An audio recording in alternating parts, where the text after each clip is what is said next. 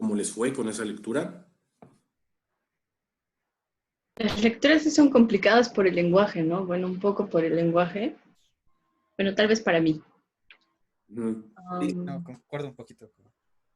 sí, son lecturas difíciles, yo lo sé, pero la materia es una materia difícil. Mucha filosofía, ¿no? Sí, es una materia que implica lecturas complejas y que implica también, o que por lo menos supone, que ustedes tienen una cierta preparación ya para esa clase de lecturas.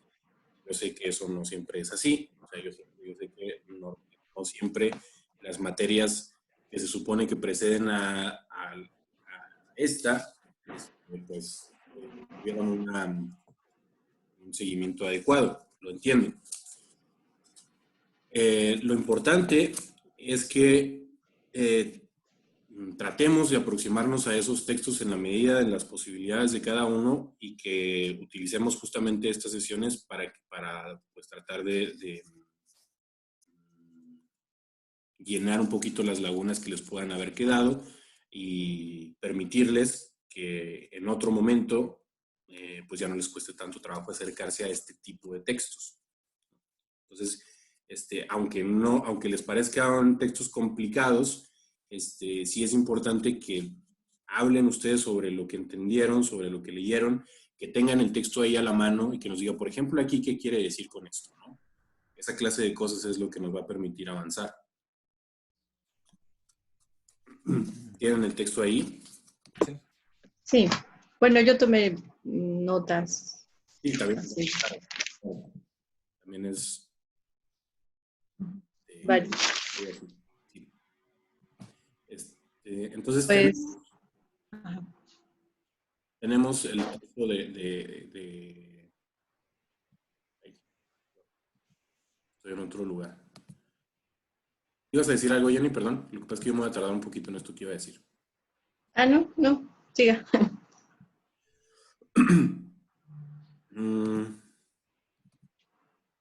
bueno, vamos. Lo que estoy haciendo es que voy a abrir el documento de la lectura.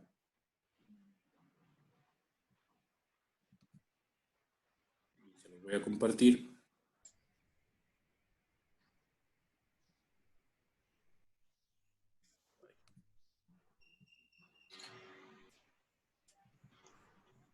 Ay, otra vez, ese no es. Perdón.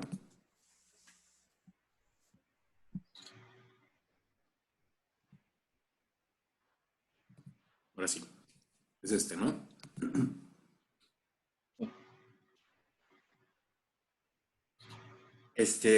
No sé si leyeron la introducción. Ujú. La introducción no era necesario absolutamente que la leyeran, pero sí era muy útil, por eso la dejé, este, porque pues da una idea muy general de qué se trata el asunto y plantea cuál es la perspectiva específica de Habermas, ¿no?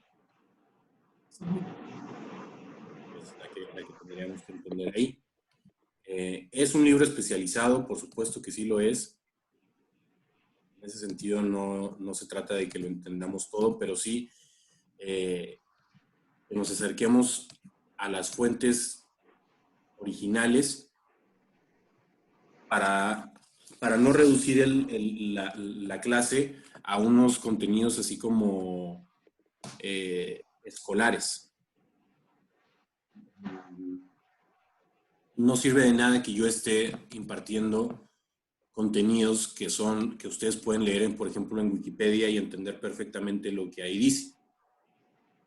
Eh, Más bien, es más útil si tratamos de meternos en textos difíciles y aunque no nos quede del todo claro lo que quieren decir, pues sí que tengamos por lo menos una idea general o básica de un problema que es más complejo, que no lo vamos a encontrar necesariamente en una ficha de Wikipedia o algo así, ¿no?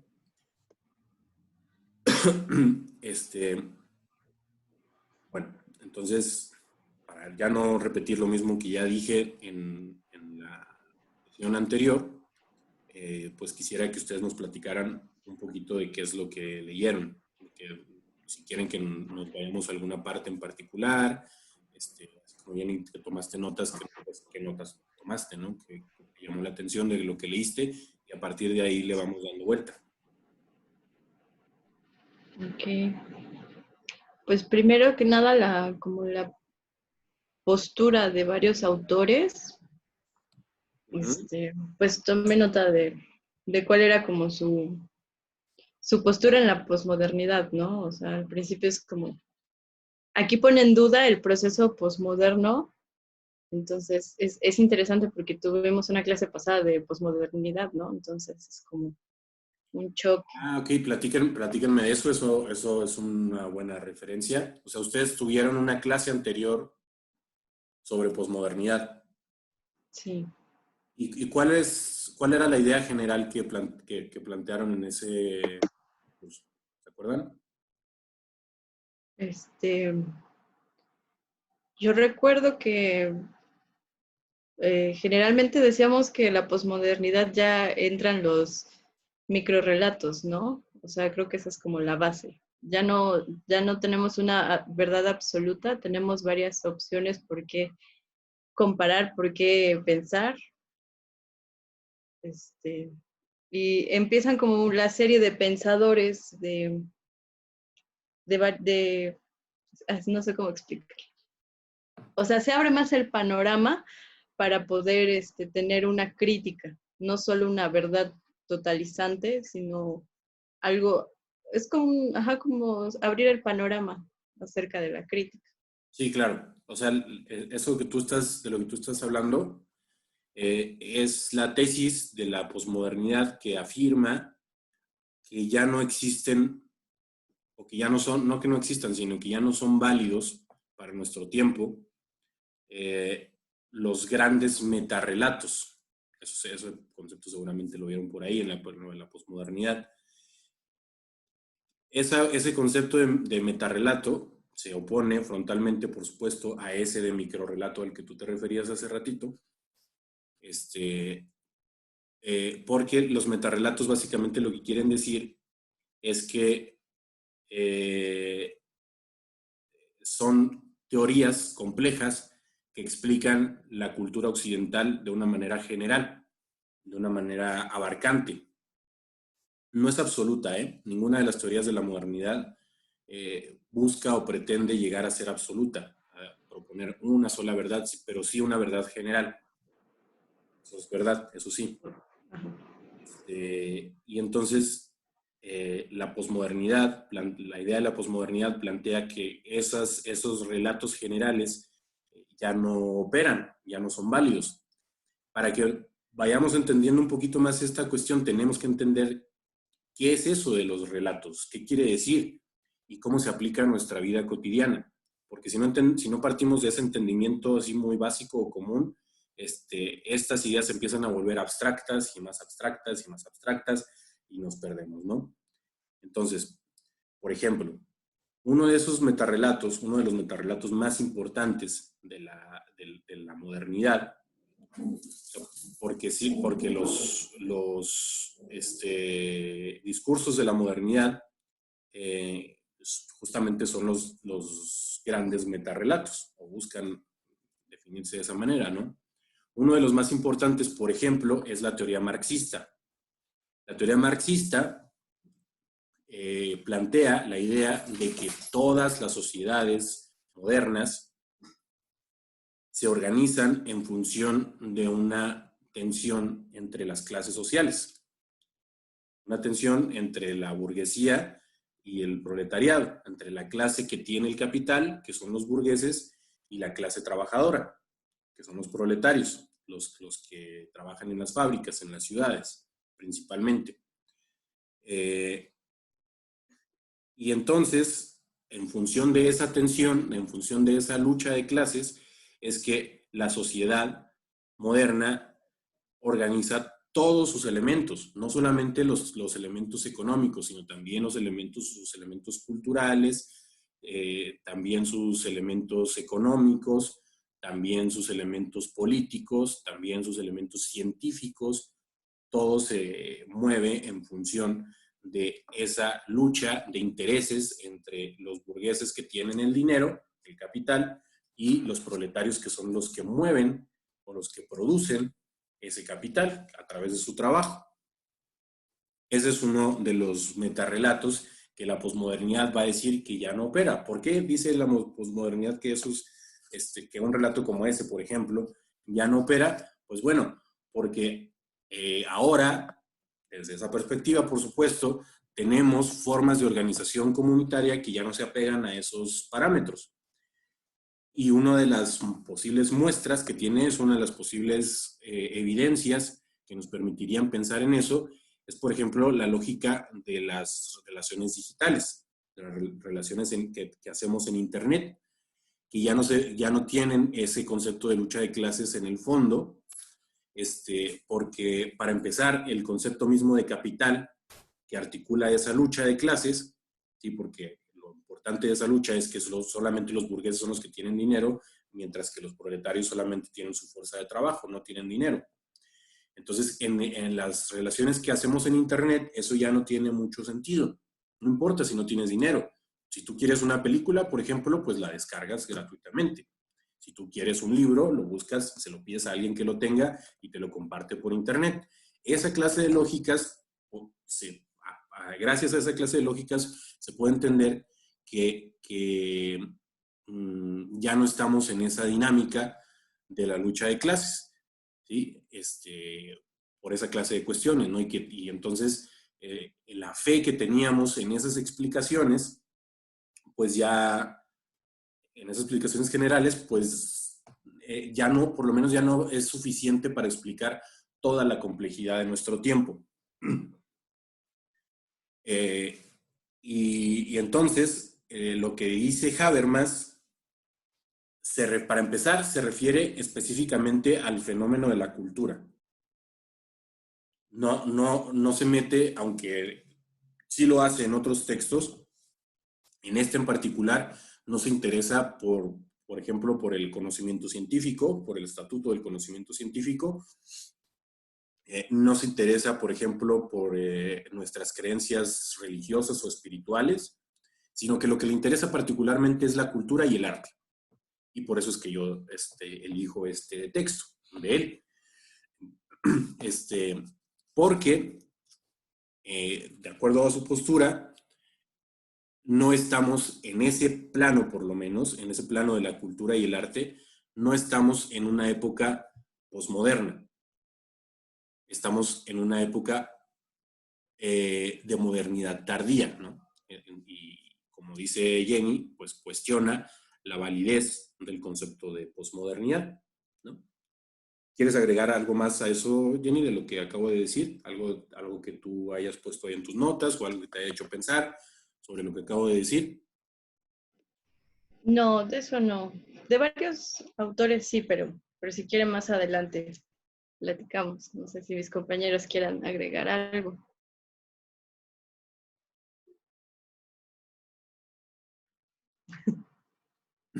Bueno, pues esa idea que dice Jenny, pues es la primera que les puse yo ahí en las señas de lectura, ¿no? La posmodernidad se presenta claramente como antimodernidad. Esa afirmación, lo estoy leyendo directamente del texto, está en en el primer párrafo. Sí lo ven, ¿verdad? Sí. La posmodernidad se presenta claramente como antimodernidad. Esta afirmación describe una corriente emocional de nuestro tiempo que ha penetrado en todas las esferas de la vida intelectual, colocando en el orden del día teorías de post-ilustración, posmodernidad e incluso post-historia, ¿no? O sea, este prefijo del post es un asunto, desde estas perspectivas definen todos los rasgos de nuestra cultura actual, científica, eso es a lo que se refiere ilustración, e histórica. Entonces, Cuando se refieren a ilustración, ¿es a la vanguardia, a la categoría de pintura de ilustración o en general? ¿O a no, qué nos Se referimos refiere, con cuando habla de ilustración? postilustración, se refiere al momento histórico de la ilustración, al siglo XVII, básicamente. Porque en el siglo XVII sucede el fenómeno principal que define a la cultura como moderna, que es la Revolución Francesa. Y la Revolución Francesa está basada en los ideales de la Ilustración. La Ilustración es un periodo de la historia que define, entre otras cosas, el concepto de crítica, de Kant, el que vimos con, o sea, Kant, el autor que leímos en la primera sesión, es la figura más importante en la filosofía de la Ilustración. La Ilustración es un movimiento que básicamente lo que es una confianza del ser humano absoluta en su razón, en su capacidad de raciocinio, en la capacidad que tiene nuestra razón para explicar todos y cada uno de los fenómenos que acontecen en nuestra cultura. Es decir, la Ilustración plantea que todo lo que es nuestra cultura es racional, que todo se puede explicar por medio de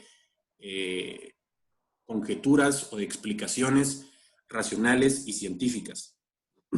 Por eso decía yo que la Ilustración se refiere a la ciencia. Y por supuesto que esa idea ya no es operativa en nuestro tiempo. Hay muchísimas cosas ahorita que escapan a ese modelo tan restringido de humanidad que tenía la Ilustración. O sea, el ser humano no es solamente racional, el ser humano también es emocional, por ejemplo. Las emociones no son racionales, sin embargo son humanas, son factores de la humanidad muy, muy importantes. ¿Qué quiere decir que las emociones no sean racionales? No quiere decir que no las puedo articular con mi lenguaje. Quiere decir que el significado de lo que yo digo en términos emocionales no está establecido. Por ejemplo, si yo siento que todo el mundo se burla de mí, que todo el mundo está hablando de mí mal, de mí a mis espaldas, y me está juzgando, eso es una emoción. Esa es una idea irracional. Y es irracional porque yo no puedo explicar esa idea solamente diciendo, pues es que tienes paranoia, o es que tienes esquizofrenia, o es que simplemente es tu intuición la que te está diciendo que efectivamente hay personas que están hablando mal de ti, ¿no? Ninguna de esas explicaciones es suficiente. Y al mismo tiempo todas ellas pueden ser ciertas. Puede ser cierto que efectivamente alguien esté hablando mal de mí y puede ser cierto que también yo esté sobre exagerando esa percepción que yo tengo de mí mismo. Lo importante es que no hay una verdad racional suficiente para explicar cómo me siento. Eso es la razón por la cual las emociones no son racionales.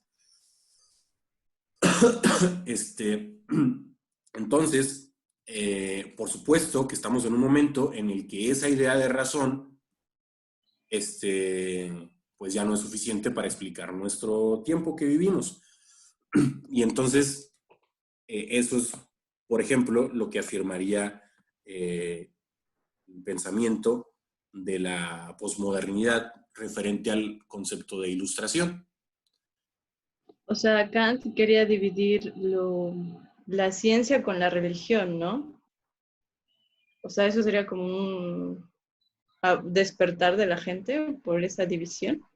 Sí, claro que sí. Lo que pasa es que tenemos que ponernos en el contexto de ese tiempo y pensar que para el siglo XVII el concepto de Dios, de hecho el concepto de Dios es un concepto importante en el trabajo de Kant, y ustedes lo vieron un poquito ahí en la lectura y en el cuestionario. Yo preguntaba sobre la idea de Dios, ¿no? Y decíamos que la idea de Dios, desde la perspectiva iluminista de Kant, es un concepto que no es precisamente racional, pero sí es un concepto humano, sí es un concepto crítico. Porque, o sea, y eso ya la verdad es que es un malabar que hace ahí Kant. porque lo que va a decir Kant ahí es que la idea de Dios es una idea que se presenta en todos los hombres buenos, de manera a priori, es decir, sin la necesidad, perdón, de que experimentemos a Dios. No es necesario que lo experimentemos porque es una intuición a priori, es decir, antes de la experiencia de nuestra conciencia como seres humanos buenos. Y a partir de ahí es que se justifica la idea de Dios como pensamiento racional. Pero eso, por supuesto, es en ese contexto, en ese tiempo. Ahorita podemos pensar, de hecho, esa idea de Kant es difícil de debatir.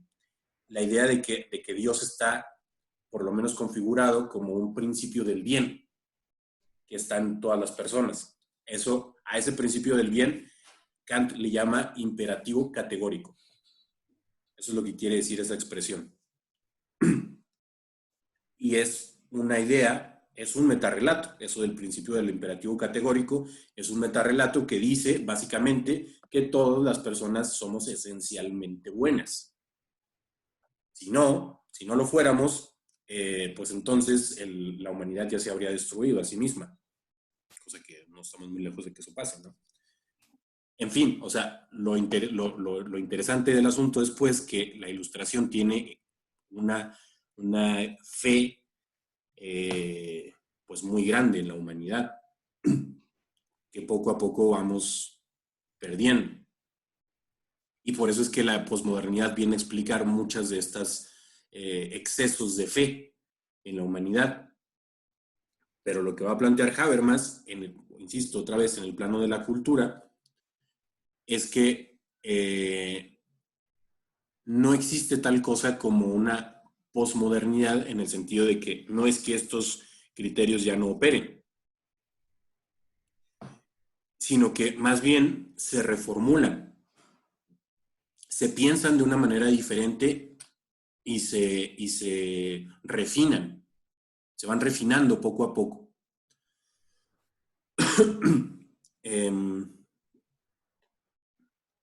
Y bueno, a partir de ahí ya es que empieza a desarrollar a qué se refiere con eso, ¿no? De qué manera es que se van refinando, de qué manera es que el concepto de modernidad sigue todavía presente en nuestro tiempo, pero con precisiones que él va tratando de desarrollar. No sé si más o menos percibieron eso. O sea, que habla, por ejemplo, qué es lo que dice Habermas al respecto del arte. Cómo se entiende el arte desde su perspectiva. ¿Lo vieron eso por ahí? Que primero la posmodernidad no podría entenderse sin el arte, ¿no? O sea, es elemental. Y pues hay como un... Es que tiene tantos conceptos, porque por ejemplo hay un rechazo, ¿no? Del sujeto tradicional, ¿no? Como que empieza a meter bueno, yo lo percibí así como el super yo,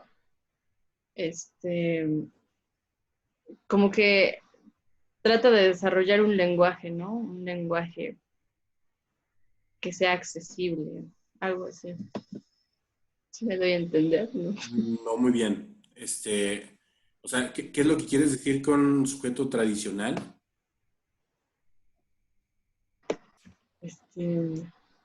Pues, bueno, no, mejor siga ya. Ok. Bueno, si quieren, nos vamos a detener en algunos puntos clave. Yo, por ejemplo, hay un autor, habla de Owens, que es Craig Owens, que habla sobre feminismo, ¿no? Yo me meto en el feminismo porque me interesaría tocar tal vez un punto de esos sobre mi tesis, tal vez. Bien. Pero, por ejemplo, dice, argumenta que el feminismo que es una crítica radical de los discursos dominantes del hombre. Pero eso lo dice Habermas o lo dice Hal Foster No, lo dice Owens. Pero ¿en dónde está? ¿En dónde lo leíste? Aquí en en la página, no me acuerdo, pero si quiere la busco. No, no, no. Nada más te pregunto si es en el texto de Habermas o es en el de la introducción. El de Habermas. ¿De Habermas? Habermas, sí. Vamos a ver. Sí, porque ahí lo menciona. Menciona a muchos autores. Aquí se menciona muchos autores.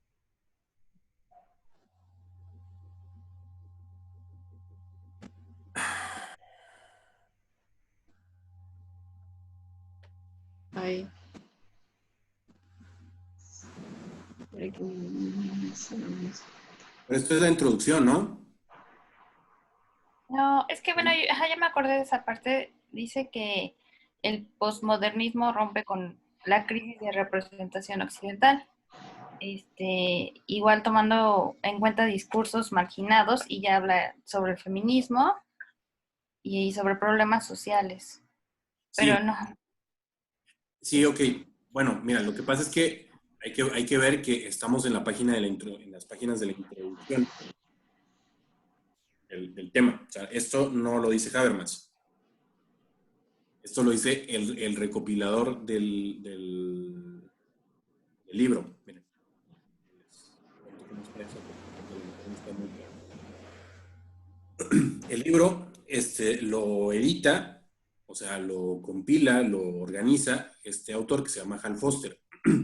Y en este libro que se llama La Posmodernidad, pues escriben muchos autores, que son Habermas, Baudrillard, Jameson y otros, entre ellos Owens.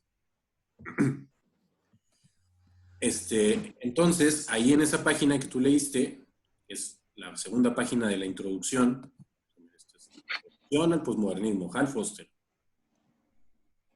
En la página 8, que es aquí, es donde dice eso. Está Owens.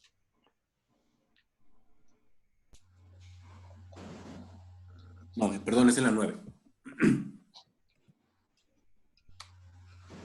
Sí, ¿no?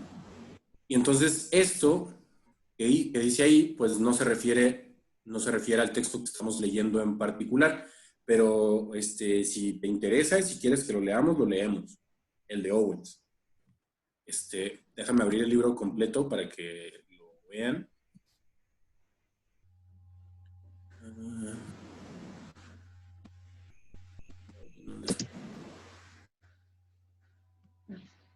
Un segundo.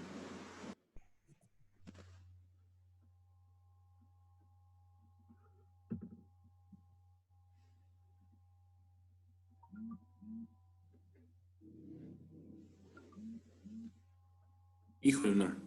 Creo que no lo tengo por aquí, completo. Lo tengo que buscar. Pero le podemos dar un espacio al final del semestre a la cuestión del feminismo, con todo gusto. Sí.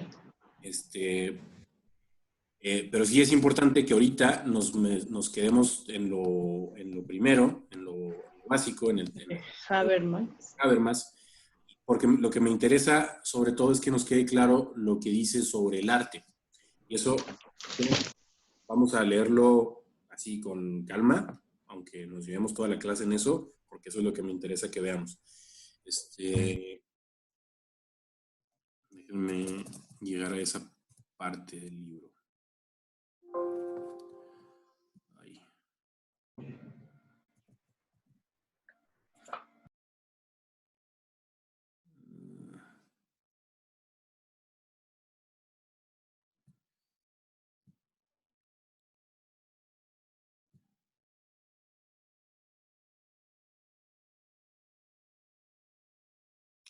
Sí, es esta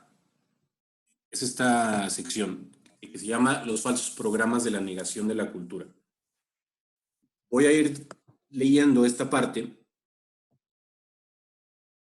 completo del texto, por lo menos hasta cierto momento, y voy a explicar a qué se refiere.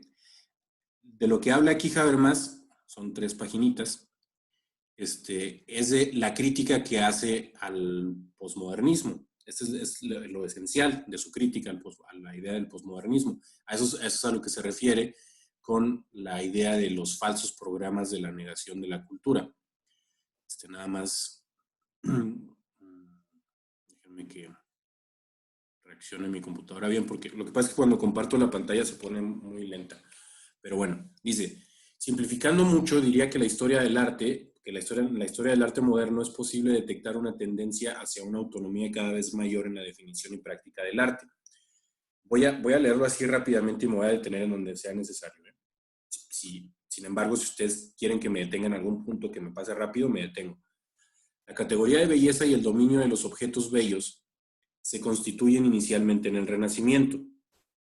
En el curso del siglo XVIII, la literatura, las bellas artes y la música se institucionalizaron como actividades independientes de la vida religiosa y cortesana. Finalmente, a mediados del siglo XIX, emergió una concepción esteticista del arte que alentó al artista a producir su obra de acuerdo con la clara conciencia del arte por el arte. La autonomía de la esfera estética podía entonces convertirse en un proyecto deliberado. Eso es lo que me interesa. El artista de talento podía prestar auténtica expresión a aquellas experiencias que tenía al encontrar su propia subjetividad descentrada, separada de las obligaciones de la cognición rutinaria y la acción cotidiana. ¿Sí? Aquí entonces el concepto clave es el concepto de autonomía. Cuando habla de una autonomía de la esfera estética, lo que quiere decir es que el arte podía valerse desde esta perspectiva que está construyendo, fíjense, desde el Renacimiento y hasta el siglo XIX. En ese periodo estamos hablando. En ese periodo, el arte era independiente de otra clase de esferas que no fueran el arte.